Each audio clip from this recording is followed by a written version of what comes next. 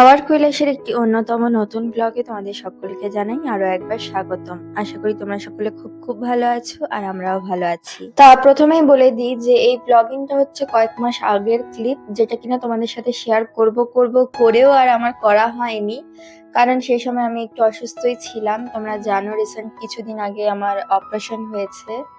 তা যাই হোক, এই যে তোমাদের দাদাভাই দেখো খুব সুন্দর করে ঘরটা ডেকোরেট করেছে। আর তোমরা হয়তো ভাবছো যে জন্মদিনটা কার, তা আস্তে আস্তে বুঝতে পারবে যে জন্মদিনটা আসলে কার। তা সেজন্যই বলবো পুরো ব্লগটা দেখতে থাকো।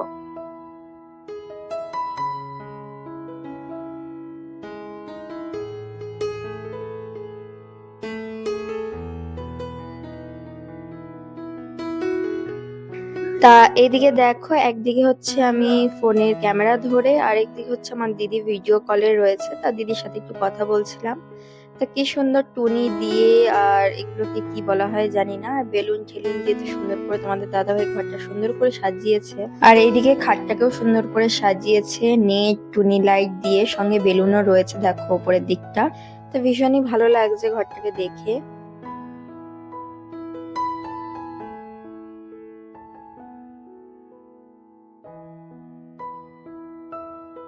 আর সেই সময় যেহেতু প্রথম প্রথম অপারেশন হয়েছিল, তা সেজন্য একটু আমার হাঁটাচলা করতে নড়তে চড়তে খুব কষ্ট হতো। আর তোমাদের বলে রাখি, হয়তো তোমাদের মনে নেই, আমার গল ব্লেডার স্টোন ছিল। তা সেই অপারেশন হয়েছিল মাইক্রো সার্জারিতে। তা যাই হোক, এই যে এবার তো বুঝতেই পারছো জন্মদিনটা কার। হ্যাঁ, আমারই জন্মদিন।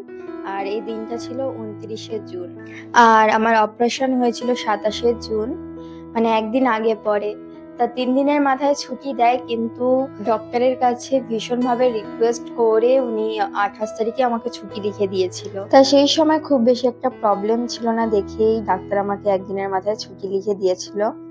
আমার আজকে ধরো অপারেশন হয়েছে সকালে, আর রাতে আমি দিব্যি বেড থেকে উঠে একা একা হাঁটাচলা করতে পেরেছি, ওয়াশরুমে যেতে পেরেছিলাম। তা প্রথম প্রথম খুব কষ্ট হতো হাঁটাচলা করতে, যেহেতু তখন পেটের ভিতরটা বেশ কাঁচাই ছিল। তা প্রথম প্রথম বেশ কিছু মাস বেড রেস্টে থাকার পর অনেকটাই রিকভারি করে উঠতে পেরেছি। আর এখনো পর্যন্ত আমি ঠিকঠাকই রয়েছি। মাঝে মধ্যে একটু টাইম মেনটেন করে না খেলে খুব শরীরটা খারাপ করে, বিশেষ করে গ্যাস নিয়ে প্রচন্ড জ্বালায়, যেহেতু গল ব্লেডার পুরোটাই আমার কেটে বাদ দিয়ে দিতে হয়েছে। তা যাই হোক, কেক কাটার পর চলে এসেছি এই ঘরে। আর এদিকে দেখো, তখন আমার মেয়ে বেশ ভালোই ছোট ছিল, 6 মাস আগে। আর বিছানার ওপরে যে রয়েছে তিনি হচ্ছেন আমার ভাসুর, আর সাথে রয়েছে ভাসুরের ছেলে। ওর ছেলে একটু আমার মেয়ের থেকে ছোট, 1 বছরের। আর এইদিকে দেখো, আমার মা খেতে বসে পড়েছে। হলদিরাম থেকে তোমাদের দাদা ভাই ওই দই বড়া অর্ডার করেছিল, যেহেতু আমি বিরিয়ানি কিছু খেতে পারবো না। তা সেজন্য বললাম একটু দই বড়া অর্ডার করো, অনেকদিন খাই না। তা যাই হোক বন্ধুরা, আজকের ব্লগটা ভালো লাগলে অবশ্যই একটা লাইক করো, কমেন্টে জানিও। আর যারা আমাদের চ্যানেলে নতুন তাদেরকে বলবো অবশ্যই চ্যানেলটাকে সাবস্ক্রাইব করে আমাদের পাশে থাকতে।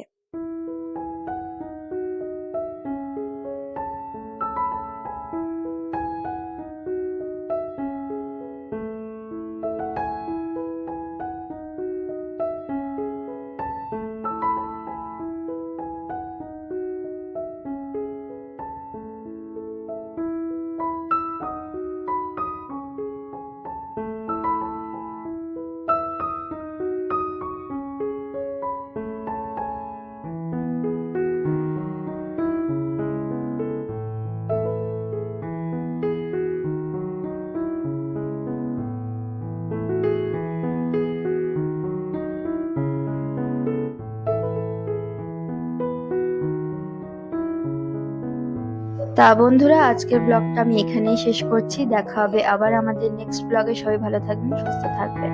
আর আজকের এই ছোট্ট মিনি ব্লগটা তোমাদের কেমন লেগেছে অবশ্যই জানিও।